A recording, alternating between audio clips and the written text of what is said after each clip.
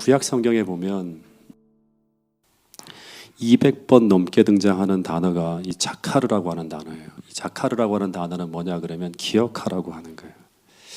그러니까 깊이 생각하고 또 기억하라고 하는 거예요.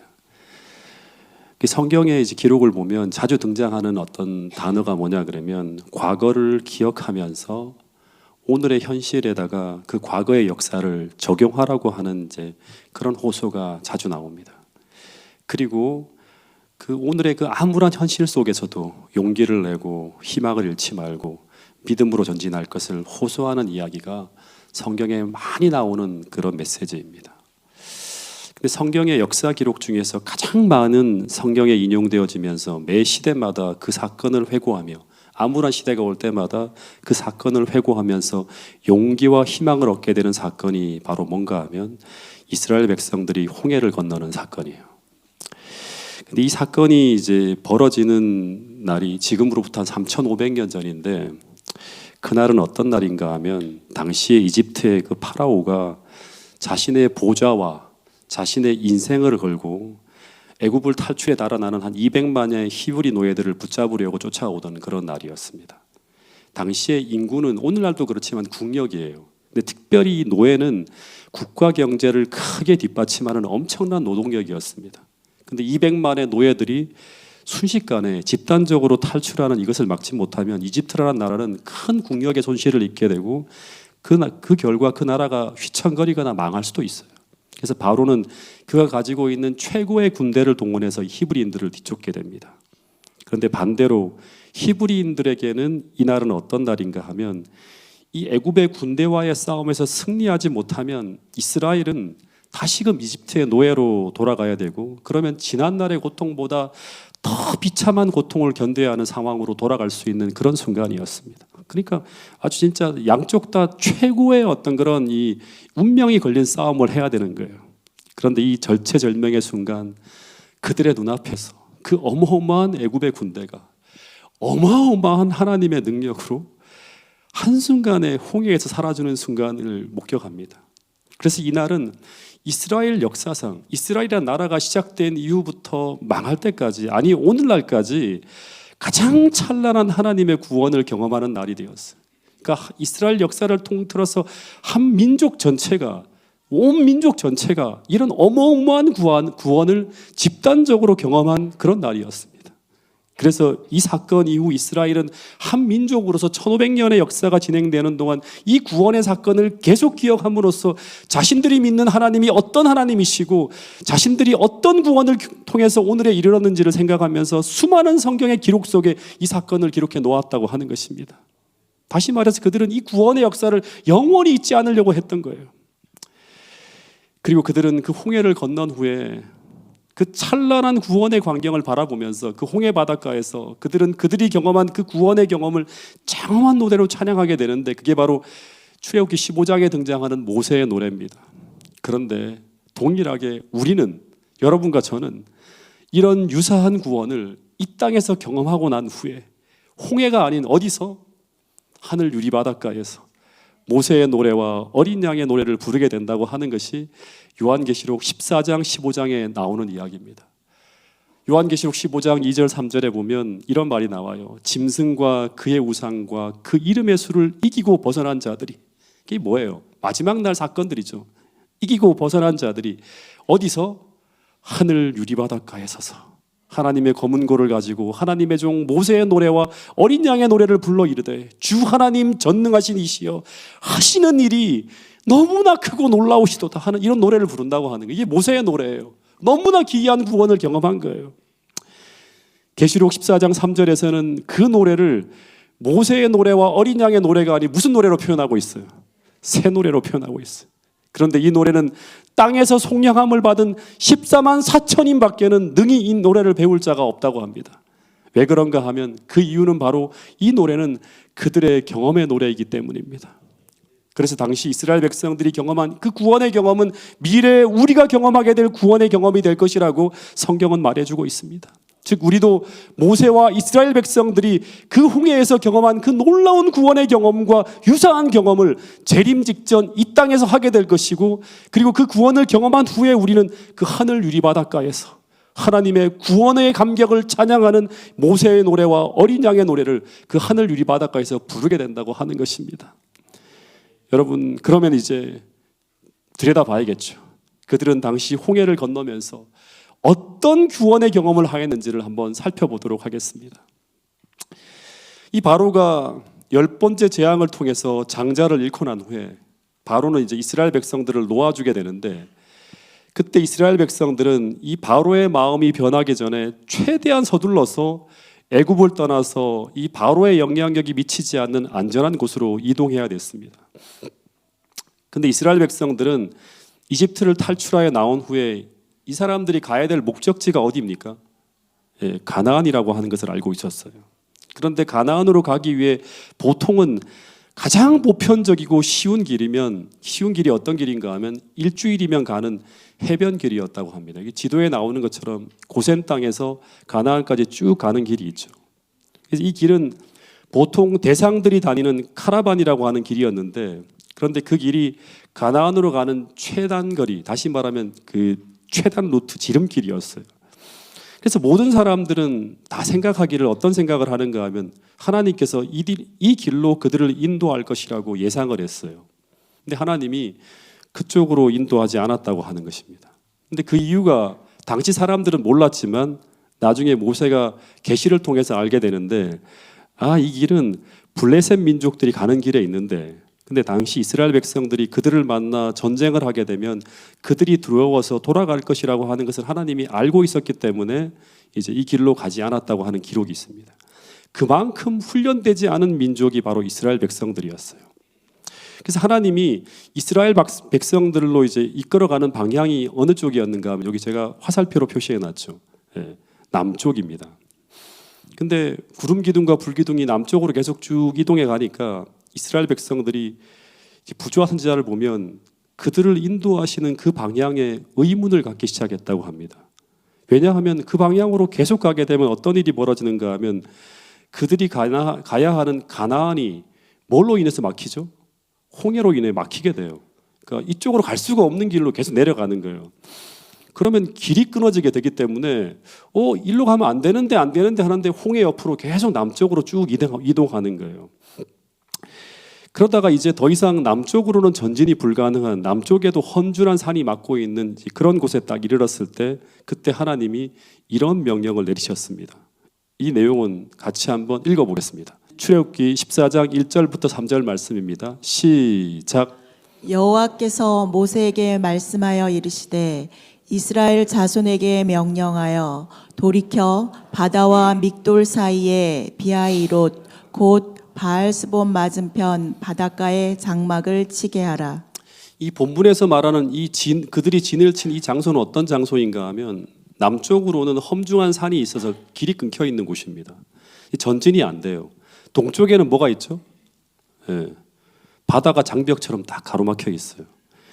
그리고 유일한 길이 어딘가 하면 그들이 도당초 온 이제 북쪽 길인데, 근데 만약에 그 길로 이집트 군대가 딱 쳐들어오게 되면 꼼짝없이 전멸할 수밖에 없는 그런 위험한 장소가 바로 어디인가 하면 그들이 텐트를 친 장소입니다. 제가 오래전에 내비게이션이 처음 나왔을 때 그 내비게이션을 장착하고 이제 그 태백으로 내려가는데, 태백길은 제가 뭐 수도 없이 갔기 때문에 너무나 익숙한 길이었습니다. 근데 이상하게 내비게이션이 그 상동이라고 하는 이제 그 곳이 있는데 거기서 태백까지 불과 얼마 안 떨어진 그런 곳이었어요. 근데 이 내비게이션이 이상하게 제가 아는 그 길로 안내하지 않고 이상하게 다른 길로 안내를 하는 거예요. 근데 저는 항상 제 판단보다는 뭘 믿는가 하면 기계를 더 믿어요.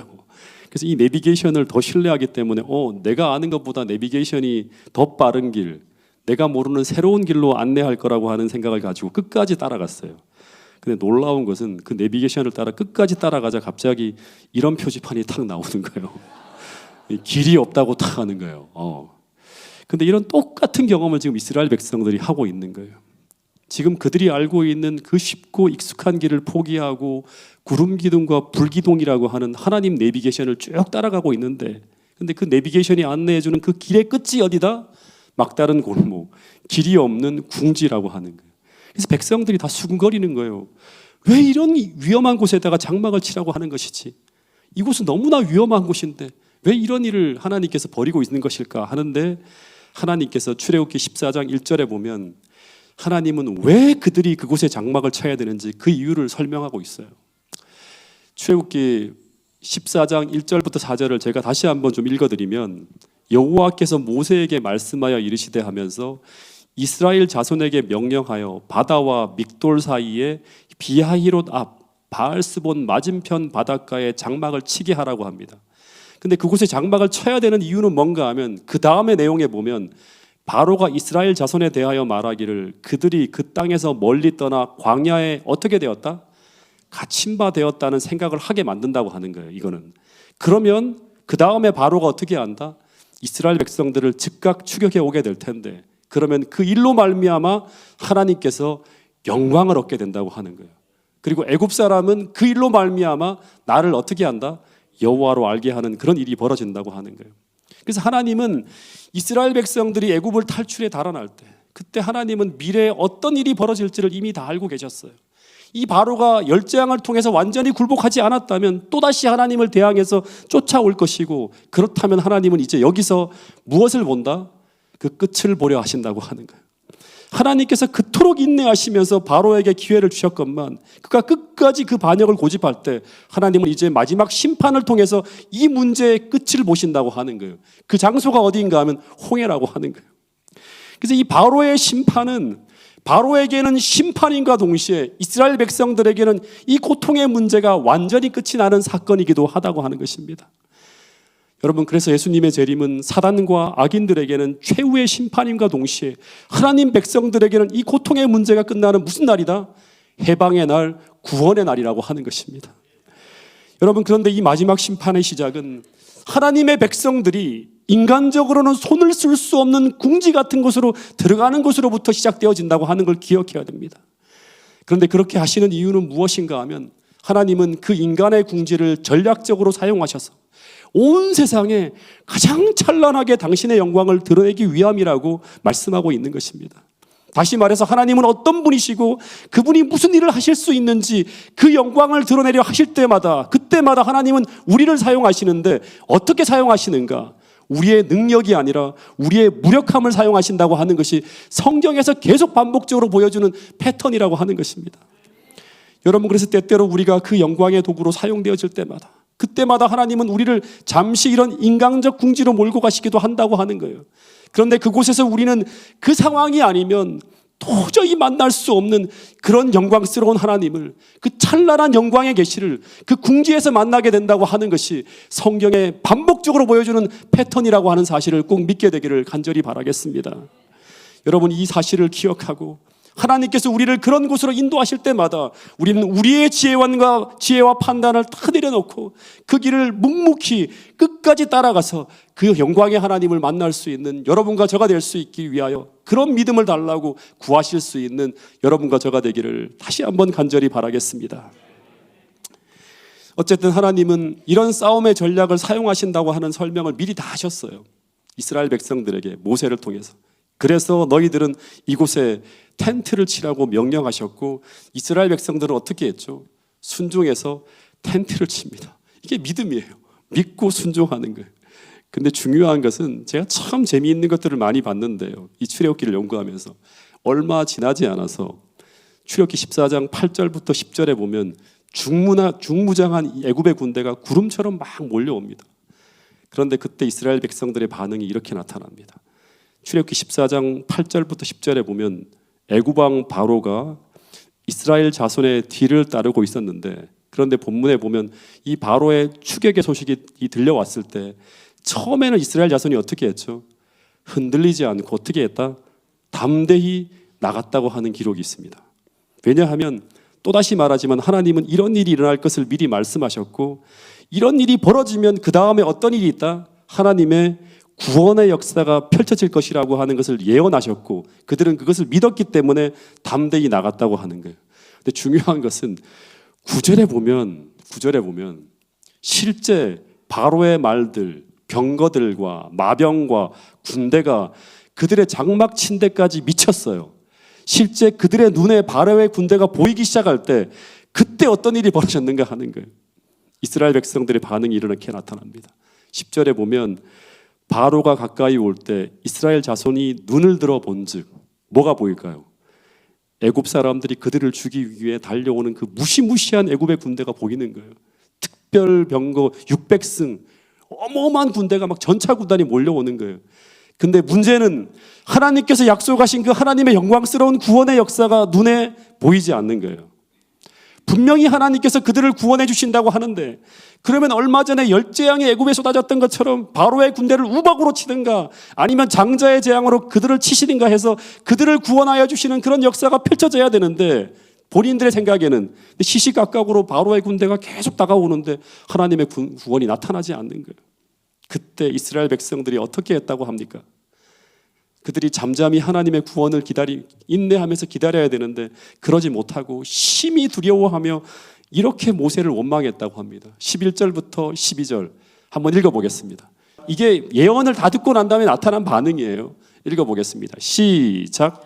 그들이 또 모세에게 이르되 애굽에 매장지가 없어서 당신이 우리를 이끌어내어 이 광야에서 죽게 하느냐? 어찌하여 당신이 우리를 애굽에서 이끌어내어 우리에게 이같이 하느냐? 우리가 애굽에서 당신에게 이른 말이 이것이 아니냐? 이르기를 우리를 내버려 두라. 우리가 애굽 사람을 섬길 것이라 하지 아니하였더냐? 애굽 사람을 섬기는 것이 광야에서 죽는 것보다 낫겠노라. 이 본문을 보면 당시 이스라엘 백성들의 진영을 한번 상상해 보면요, 이 글을 보면서 아수라장으로 변하는 거예요. 처음에는 담대히 나갔다가 아수라장으로 변했어요. 여호와의 군대는 완전히 분열되어집니다. 어떤 사람들은 계속 기도하는 사람이 있고 부조화서자에 보면 대부분의 사람들은 막 난리가 난 겁니다. 그러면서 심지어는 이 본문에 보면 애굽에 항복하고 투항하려고 하는 움직임까지 보여지고 있습니다. 하나님께서 영광을 나타내겠다고 하는데 차라리 애굽 사람을 섬기는 것이 낫겠다. 우리를 내버려두라. 막 이런 부르짖음이 나오는 거예요. 그런데 이때 모세가 일어나서 이런 말을 합니다. 어찌 보면 이 본문이 오늘 제가 설교하는 제일 중요한 본문 두 구절 중에 하나입니다. 출애굽기 14장 13절 14절에 보면 이런 말씀이 있습니다. 모세가 백성에게 이르되 너희는 두려워하지 말고 가만히 서서 여호와께서 오늘 너희를 위하여 행하시는 구원을 보라 하는 거예요. 오늘 너희가 본 이 애굽 사람을 영원히 다시 보지 아니하리라. 영원히 안 본대요. 이제 끝났다는 거예요. 그토록 그들에게 수백 년 동안 괴롭혔던 이 민족이 다 사라진다고 하는 거예요. 이제 그 이유는 뭐냐 그러면 여호와께서 너희를 위해 싸우시리니 너희는 가만히 있을지어다라는 말씀이 선포되어집니다. 여러분 여기서 우리가 정말 좀 중요하게 봐야 될 단어가 진지하게 생각해야 될 단어가 뭔가 하면 가만히라고 하는 거예요. 가만히. 가만히 서서.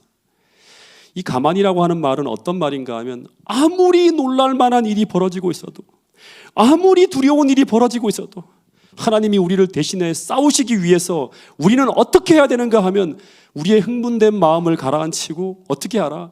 믿음의 주요 우리를 온전히 구원하실 수 있는 그분을 바라보라고 말하고 있는 것입니다.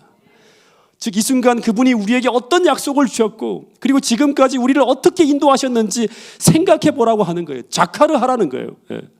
바로 방금 전에 말씀하신 그 약속을 기억해내라고 하는 것입니다.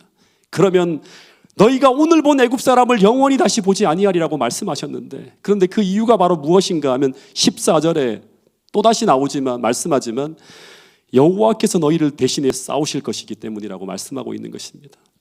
여러분 그래서 우리는 위기 때 그분께서 우리를 대신해 싸우실 수 있도록 첫 번째 하나님께서 하시는 일을 방해하지 말아야 된다고 하는 거예요. 그러려면 우리는 이 위기 때 가만히 있을 수 있는 힘과 용기와 은혜를 구해야 돼요. 가만히 있을 수 있는 가만히 있어야지만 그분의 구원이 보이고 가만히 있어야지만 우리는 그 순간 우리가 무엇을 해야 되는지 어떻게 해야 되는지를 알 수 있습니다. 그러나 가만히 있지 않으면 우리는 그 순간 내게 말씀하시는 그 하나님의 음성을 들을 수가 없습니다. 특별히 두려움에 사로잡혀서 믿음을 잃어버리고 근심이 우리의 마음을 점령하게 되면 그러면 우리는 그 위기 때 반드시 기억해야 될 말씀을 기억해낼 수가 없고 반드시 들어야 될 하나님의 지시를 듣지 못하게 될 수도 있다고 하는 것입니다. 어쨌든 그때 모세는 백성들에게 이런 이야기를 한 후에 하나님 앞에 잠잠하게 기다리며 계속 기도합니다. 근데 잠시 후 하나님의 말씀이 또 들려오는 거예요. 기도하고 잠잠히 하나님 앞에 머물러 있을 때마다 하나님은 그때마다 필요한 말씀을 주시는데 그 다음 말씀은 오늘 두 번째로 중요한 또 한 구절입니다. 15절 16절 말씀을 같이 한번 읽어보겠습니다. 시작. 여호와께서 모세에게 이르시되 너는 어찌하여 내게 부르짖느냐 이스라엘 자손에게 명령하여 앞으로 나아가게 하고 지팡이를 들고 손을 바다 위로 내밀어 그것이 갈라지게 하라.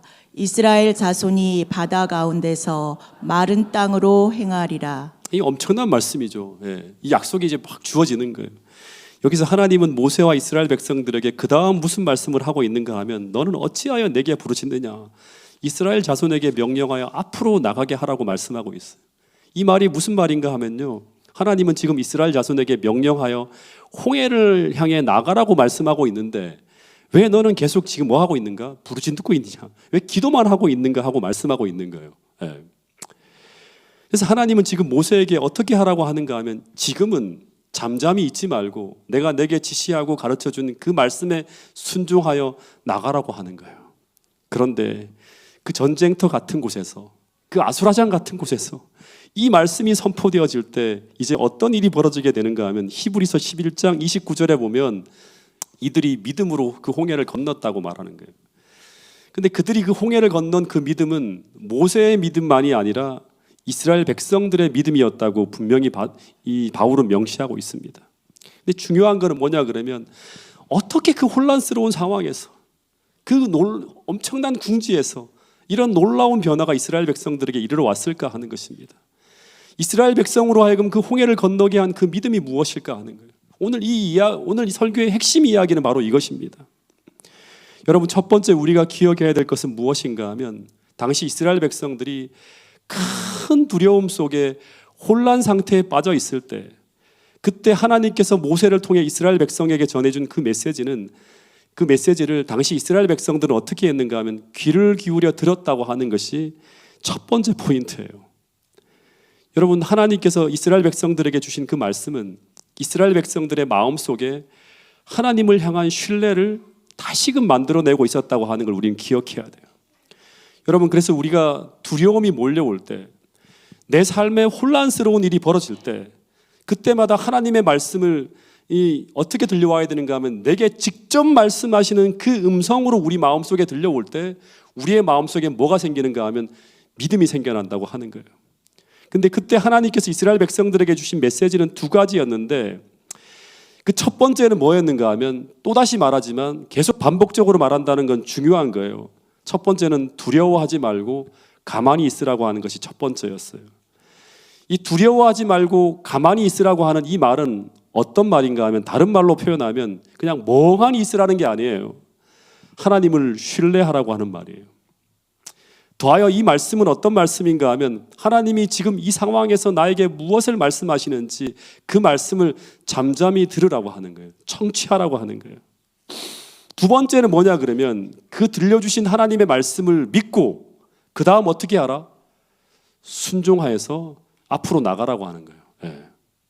앞으로 나가라고 하는 이 말은 뭔가 하면 그 말씀을 듣고 그 자리에 그대로 멈추어 있지 말고 내가 너에게 명하는 그 일, 너가 지금 그 순간에 해야 될 그 일을 믿음으로 행하라고 하는 거예요. 이것이 홍해라고 하는 그 궁지에서 그들로 하여금 놀라운 구원의 경험을 하면서 빠져나갈 수 있도록 만든 하나님이 지시하신 두 가지의 전략이에요. 근데 이 두 가지 명령은 다 이 상황에서 믿음으로만 행할 수 있는 쉽지 않은 명령입니다. 근데 먼저 하나 생각해 볼 것은 뭔가 하면 그 위기의 순간에 우리가 멈추어 서서 가만히 있지 않으면 어떤 일이 벌어지게 될까요? 가만히 있지 않으면 하나님이 잘 보이지 않습니다. 하나님이 안 보이면 우리 눈에 보이는 것은 뭘까요? 하나님을 놓치게 되면 뭐가 보일까요? 우리 눈에는 뒤에는 출렁이 있는 홍해와 앞에는 뭐만 보입니까? 바로의 군대만 보이게 됩니다. 그렇게 되면 어떤 일이 벌어지는가 하면 그 문제를 풀기 위해서 우리에게 다가오시는 하나님, 우리를 위해 싸우기 위해서 움직이고 계시는 그 하나님을 우리가 볼 수가 없습니다. 여러분, 사람이 물에 빠지면 어떻게 되죠? 본능적으로 살려고 막 몸부림을 치게 됩니다. 근데 몸부림을 치면 칠수록 어떻게 되죠? 물속에서 빠져나오지 못하고 더 깊은 함정으로 빠져들어가는 것과 똑같은 게 바로 그 이런 원리예요. 제가 오래전에 경험한 것인데요.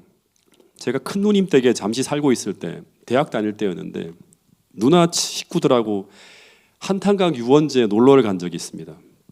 그때 누나하고 매형은 동네 친구분들하고 모처럼 만나서 막 행복하다고 하면 돌판에 막 고기를 구워 먹고 놀고 있었고, 아이들은 이제 옆에서 방해하니까 보트를 타는 걸 좋아하니까 이제 그 웅덩이 진 곳에다가 줄을 탁 치고 애들을 거기서 놀도록 이렇게 만들었어요. 이렇게 못 빠져나가게끔 해갖고.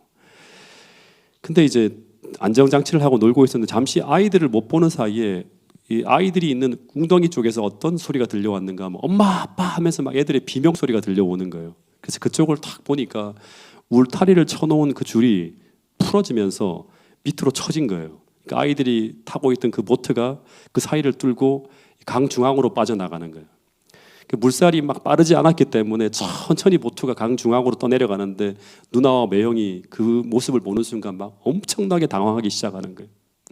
이때 아이들이 막 비명을 지르면서 엄마 아빠 하고 막 부르는데, 그래서 잘못하다가는 어떤 일이 벌어질 수 있는가 하면 아이들이 혹여라도 엄마한테 간다고 보트에서 일어나거나, 혹은 아이들이 막 허둥대면서 움직이면 어떤 일이 벌어지는가 하면 보트가 뒤집어지게 되고, 그러면 대형 사고가 터질 수 있는 그런 상황이었어요. 근데 이때 이 비명을 지르면서 두려워하는 아이들에게 엄마 아빠가 계속 하는 말이 무엇이었을까요? 가만히 있어라는 말과 또 하나는 움직이지 말라고 하는 거예요. 다시 말하면 너희들이 할 수 있는 것은 그 순간에 아무것도 없다고 하는 걸 계속 반복해서 말하는 거예요. 그러면 이때 이 아이들이 해야 될 일이 무엇인가? 먼저는 움직이는 것이 아니라 어떻게 해야 돼요? 먼저는 엄마 아빠의 음성을 듣고 아빠가 하는 일을 바라보면서 당황하지 않고 침착하게 자신을 구원하기 위해 다가오는 그 엄마 아빠를 끝없이 주목하면서 기다리는 거예요. 그리고 엄마 아빠가 하라고 하는 일만 하면 돼요. 그 다음부터는. 그렇지 않으면 대형 사고가 터질 수 있는 거예요. 근데 이 가만히 기다리는 것을 우리는 무엇이라고 하는가 하면 그것을 바로 뭐라고 한다? 믿음이라고 하는 거예요. 성도들의 인내가 여기 있나니 그들은 하나님의 믿음을 가지고, 믿는 신뢰하는 믿음을 가지고 끝없이 주님께서 인도하시는 그 길을 따라가야 되는 거예요. 그래서 아이들이 엄마 아빠가 침착하게 막 웃으면서 편하게 다가오는 모습을 보면서 차분해지자 잠시 후에 매형이 움직이기 시작하는데 어떻게 움직이는 거예요? 막 허둥대면 안 되잖아요. 천천히 있다가 침착하게 가만히 있는 걸 보더니 매형이 가슴까지 차는 그 물속으로 쭉 들어갑니다. 들어가더니 보트를 탁 잡고 천천히 해변으로 끌고 나오는 것을 제가 보게 되었어요. 여러분, 우리가 하나님을 믿는다고 하는 것은 하나님께서 우리 인생의 문제의 해답을 갖고 계시다고 하는 걸 믿는 거예요. 그러면 우리가 해야 될 일은 무엇인가 하면 또다시 말하지만 그분을 바라보고 그분께서 그 상황 속에서 나에게 말씀하시는 그 지시사항을 귀를 기울여 듣는 거예요. 나를 어떻게 구원하려고 하시는지, 나는 이때 무엇을 해야 되는지 그 말씀을 들어야 되는 것입니다. 그 말씀을 들어야만 우리에게 믿음이 생기고, 그리고 그 믿음이 생겨야지만 우리는 그 궁지에서 탈출할 수 있는 그 하나님께서 알려주시는 생명의 길인 홍해로 나아갈 수 있는 힘과 용기를 얻을 수 있는 거예요. 여러분, 그냥 하나님께서 홍해로 나가라고 말한다고 해서 절대 이 패닉 상태에 있는 이스라엘 백성들이 그 말씀을 듣고 그냥 순종해 나갈 수가 없는 거예요. 왜냐 그러면 홍해는 죽으라고 가는 것이잖아요. 어떻게 그냥 움직일 수 있습니까? 순종은 믿음이 있어야지만 행할 수 있다고 하는 것입니다. 그런데 그 믿음의 시작이 바로 무엇인가 하면 그리스도의 말씀을 들으며 시작된다고 사도 바울은 이야기하고 있습니다. 로마서 10장 17절 말씀을 같이 한번 읽어보겠습니다. 시작. 그러므로 믿음은 들음에서 나며 들음은 그리스도의 말씀으로 말미암느니라. 여러분, 또다시 말씀드리지만 궁지에 몰려있는 시간, 우리는 하나님의 말씀을 듣기 위해서 말씀을 들어야 되고 말씀을 읽어야 되고 그리고 기도해야 됩니다. 평안을 다시금 회복하고 잠잠히 하나님의 구원을 바라보며 그분과 협력하기 위해서 나는 이 시간 무엇을 해야 되는지를 끝없이 생각하며 기다려야 된다고 하는 사실을 잊지 않게 되기를 간절히 바라겠습니다. 하나님께서 이스라엘 백성들이 궁지에 빠졌을 때 그 궁지에서 빠져나가게 하기 위해서 제시한 두 가지 방법 중에 하나는, 첫 번째는 가만히 있어서 이 하나님의 음성을 들어야 된다고 하는 것이고, 두 번째는 그 말씀을 듣고 믿음으로 순종해서 앞으로 나가는 것이었습니다. 여러분, 만약에 한번 물어볼게요. 이스라엘 백성들이 계속 울면서 그곳에서 하나님 도와주세요라고 계속 울며 주저앉아 있었다면 그러면 어떤 일이 벌어졌을까요? 네. 홍해를 갈라주지 않으면 못 나갑니다. 계속 그랬으면 어떤 일이 벌어졌을까요? 그래도 홍해가 갈라졌을까요? 깊이 생각해야 될 대목입니다. 갈라주셨기 때문에 그들이 갔을까요? 네. 여러분, 절대 갈라지지 않았을 것입니다. 왜냐하면 성경에 보면 홍해는 믿음으로 갈라졌다고 하는 거예요. 네. 그런데 그 믿음이란 무엇인가 하면 하나님의 말씀을 듣고 그 다음 어떻게 하는 것이다? 나가게 하라 하는 거예요. 순종하며 나가는 거예요. 그것이 바로 믿음이었습니다. 그래서 막 두려움에 휩싸여서 막 통곡하며 울더 있던 이스라엘 백성들이 이제 하나님의 말씀을 듣고 그 다음에 순종해서 어떻게 하는가 하면 그 차가운 바닷속으로 막 전진해 나가는 거예요. 이제 오합지졸이 다시금 대오를 형성해서 담대히 나가는 거예요. 그때 하나님이 뭐라고 합니까? 모세를 통해서 뭐라고 하죠? 홍해를 가르는 뭐 하라? 지팡이를 내밀라고 하는 거예요. 그러니까 먼저 전진해 나가게 하라고 하는 거예요. 왜 계속 부르짖기만 하느냐? 내가 뭐라고 했는지 알지 않느냐? 나가라고 하는 거예요. 나가라고 하니까 움직이니까 그 다음에 어떻게 한다? 홍해를 가르는 지팡이를 내밀어서 홍해를 가르라고 하는 거예요. 그 지팡이를 쫙 내밀자 그때 어떤 일이 벌어지는가 하면 홍해를 가르는 바람이 동쪽으로부터 쫙 불어와서 그때 하나님의 위대한 능력이 역사했다고 성경은 이야기하고 있습니다. 여러분, 이 성경에서는 모든 하나님의 일하시는 방법이 동일해요.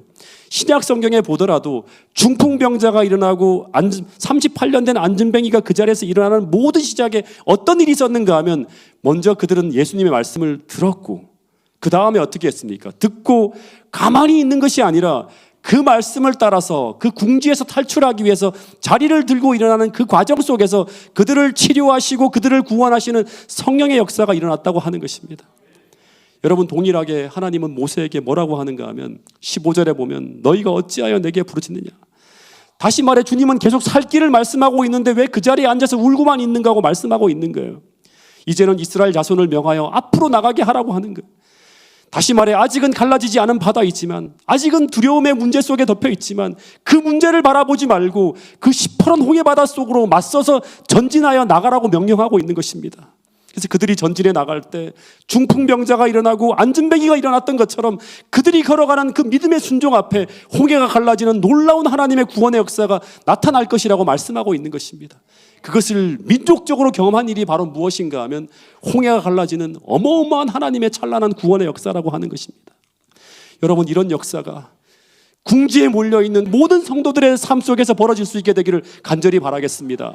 하나님은 약속하고 있어요. 여러분들에게도 그런 놀라운 일을 행하실 수 있는 창조주 하나님이 바로 우리가 믿는 하나님이라고 말씀하고 있다고 하는 사실을 꼭 믿을 수 있게 되기를 간절히 바라겠습니다.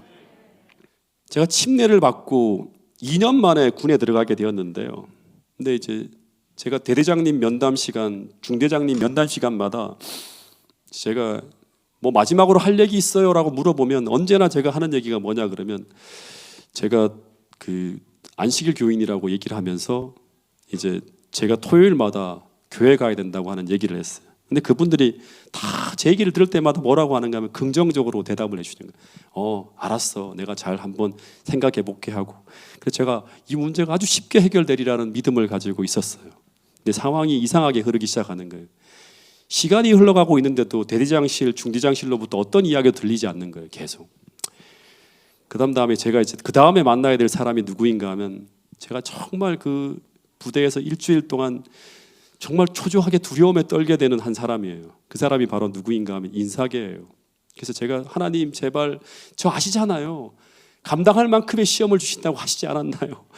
제가 그 인사계님을 만나기 전에 문제가 해결되게 해달라고 계속 기도했어요. 이 인사계는 당시 모든 부대원들이 다 두려워하는 사람이었어요. 이 사람은 성질이 그냥 사람이 아닌 것 같아요. 아주 불같은 사람이에요. 자신의 뜻대로 안 되면 위에 있는 상관들도 다 이제 무력화시키는 사람이에요. 중대장이고 뭐가 없어요. 그냥 중대장 통제가 안 되는 사람이에요. 하루는 중대장이 인사계가 뭘 하려고 하는데 브레이크를 걸려고 했어요. 대위였는데 이 사람은.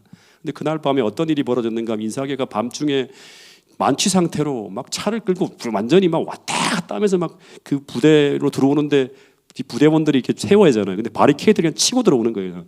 들어와서 부대로 들어와서 중대장님 멱살을 잡고 죽이겠다고 하면서 막 그런 사람이 바로 누군가 하면 네가 왜 내 하는 걸 막아 하면서 하던 사람이 주임 상사였던 인사계였어요.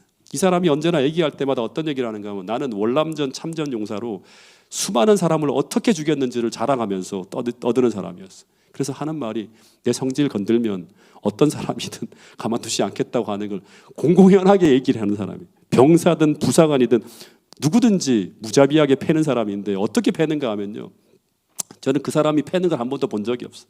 근데 다 들은 얘기인데요, 발과 주먹을 쓰는 거는 물론이고 옆에 있는 기물을 가지고 닥치는 대로 때리고 발로 짓밟고 하는데 그 장면을 사람들이 보면 차마 눈 뜨고 볼 수 없는 장면이 펼쳐진단 말이에요.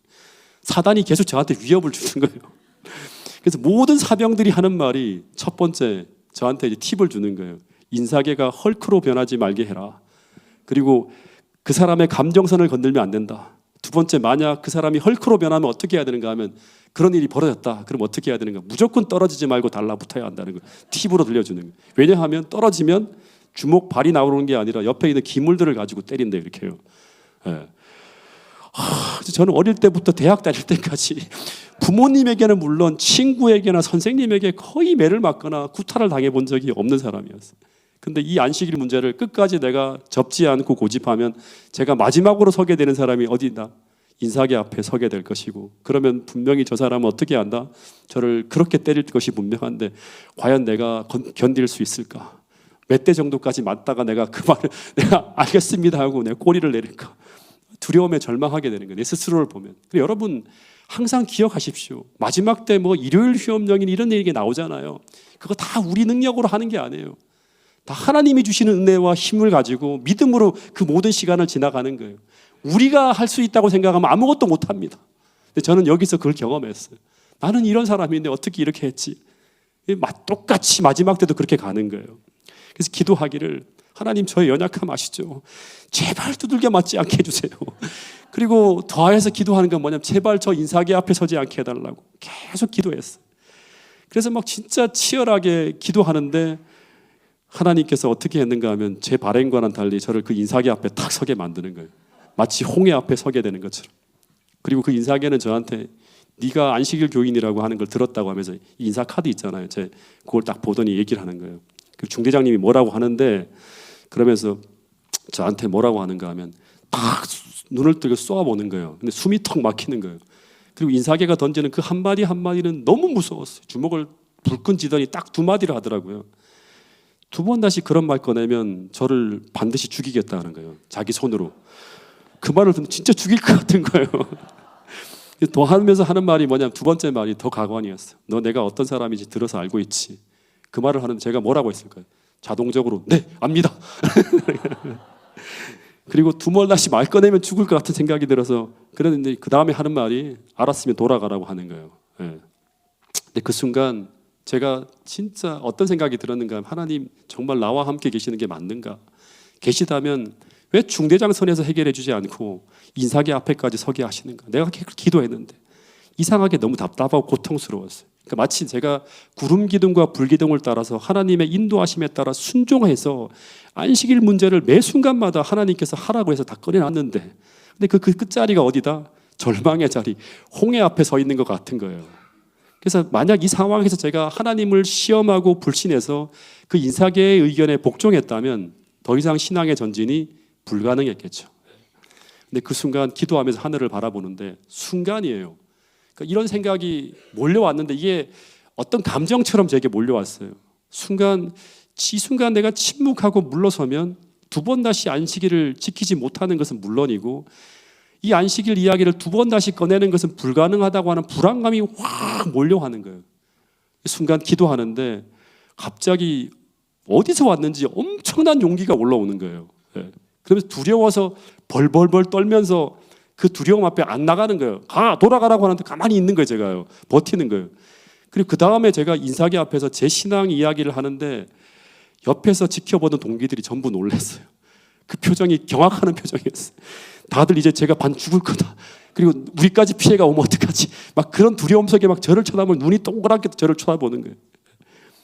근데 제가 이야기를 하면 할수록 여러분, 이건 정말 제가 여러분들에게 고백하는 건데요. 점점 두려움이 사라지면서 인사계의 눈을 쳐다보지도 못하고 말했거든요. 처음엔요. 제가 안식일 교인인데요 하면서 이날은 하나님과 언약하는 날입니다 하다가 점점 얘기를 하는데 제가 인사계의 눈을 똑바로 바라보면서 쉴 새 없이 줄줄줄 하는데 마지막엔 제가 이런 얘기를 했어요. 인사계님, 하나님을 사랑하는 하나님 백성들은 이 날을 지킵니다. 저로 하여금 이 안식일 계명을 지키도록 허락해 주세요 라고 말을 딱 했어요.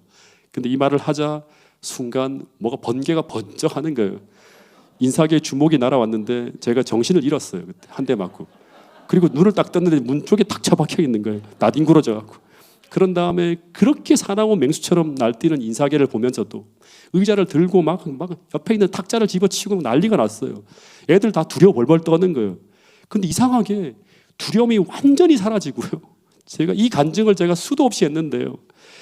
그렇게 기쁠 수가 없는 거예요. 그리고 무슨 말씀이 떠올랐는가 하면 그 팔복 중에 마지막 축복, 의를 위해 핍박받는 자는 기뻐하고 즐거워하라고 하잖아요. 와, 내가 이 일을 하고 있네. 이 기쁨이 너무너무 행복한 거예요. 이 고재훈이라는 사람이 이런 사람이 아닌데 왜 이렇게 하지 하면서 너무너무 평안한 거예요. 근데 더 놀라운 것은 안식일 문제가 여기서 끝이 났다고 하는 거예요. 갑자기 중대장실에서 중대장이 탁 나타나더니 막 인사계가 난리를 친 저를 죽일 것 같으니까 인사계를 손을 붙들면서 제지하고 그만하라고 하는 거예요.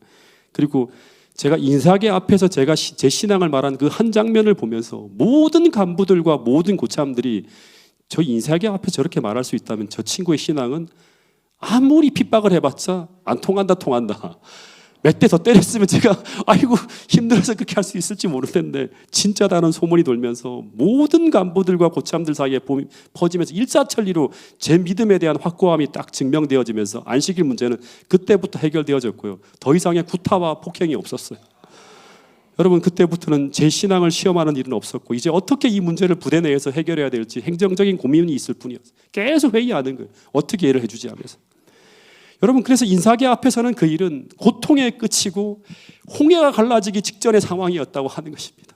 여러분, 그래서 우리의 막다른 골목은 홍해가 갈라지고 애굽의 군대가 사라지기 직전이라는 사실을 우리는 믿어야 됩니다. 그래서 힘들고 고통스러울 때, 자꾸 당황스러운 일들이 우리 삶에 벌어질 때, 숨막힌 일들이 우리 앞길에 나타날 때 여러분 당황하지 마시고 멈추어 서서 하나님께 그 길을 물어보시기 바랍니다. 왜 이런 일이 벌어지는지, 그리고 나는 이때 이 상황을 어떻게 지나가야 되는지 가만히 멈춰서서 기도해야 된다고 하는 사실을 잊지 않게 되기를 간절히 바라겠습니다. 그리고 또 하나 정말 중요한 것은 무엇인가 하면 과거 하나님의 인도하심을 떠올려 보시기 바랍니다. 나의 인생을 인도하신 것뿐 아니라 성경 전체 역사를 통해서 내 이 상황에 적용시킬 수 있는 사건이 무엇인지를 찾아야 됩니다. 기억해내야 되고 그 역사를 오늘 우리 삶 속에 적용시켜야 된다고 하는 사실입니다. 여러분, 그래서 C.S. 루이스는 이런 말을 했어요. 자주 아마 이 얘기를 했을 것 같아요. 사람은 가르쳐야 될 때보다 기억시켜야 할 때가 더 많다고 하는 거예요. 여러분 중에 혹시 지금 여러분이 직면한 상황이 이런 홍해와 같은 막다른 골목과 같은 곳에 여러분의 상황에 처해 있는 분이 혹 계시다면 여러분을 그곳으로 인도하신 그 이유를 정확하게 알 수 있을지는 모르지만 그러나 성경을 통해 우리가 하나 확실히 확인할 수 있는 것은 무엇인가 하면 그곳이 우리의 모든 문제를 해결할 장소일 수 있다고 하는 것을 기억하시기 바랍니다. 수백 년 동안 이스라엘 백성들을 괴롭혔던 그 모든 문제가 해결되어질 수 있는 축복의 장소가 될 수도 있다고 하는 사실을 기억할 수 있게 되기를 간절히 바라겠습니다. 여러분, 눈에 보이는 것에 속으면 안 됩니다. 그곳이 아무리 최악의 상황처럼 느껴질지라도 그곳으로 인도하신 하나님의 인도하심을 믿으실 수 있게 되기를 간절히 바라겠습니다. 믿음이 있는 자는 사망의 음침한 골짜기를 지날지라도 해를 두려워하지는 않는다고 하는데 그 이유는 무엇인가 하면 하나님께서 그 길에 함께 하시기 때문이라고 하는 것입니다. 주께서 함께 하시면 그 궁지가 찬란한 영광의 장소가 될 수도 있습니다. 여러분, 마지막 말씀인데요. 출애굽기 14장 31절 말씀을 같이 읽어보고 오늘 말씀을 마치도록 하겠습니다. 같이 읽어보겠습니다. 시작. 이스라엘이 여호와께서 애굽 사람들에게 베푸신 큰 일을 보았으므로 백성이 여호와를 경외하며 여호와의 그 종 모세를 믿었더라. 여러분, 여기 보니까 이스라엘 백성들이 여호와께서 애굽 사람들에게 베푸신 그냥 작은 일이 아니라 큰 일을 보았으므로 여호와를 경외하며 여호와와 그 종 모세를 믿었다라고 합니다. 여러분, 여러분의 문제 속에서 그 문제를 해결하시는 하나님께서 행하시는 이 큰 일을, 누구도 부인할 수 없는 그 큰 일을 우리 모두가 보면서 이 마지막 때까지 주님을 믿는 그 믿음으로 끝까지 살아가시는 여러분과 저가 될 수 있기를 간절히 바라면서 오늘 말씀을 줄이도록 하겠습니다.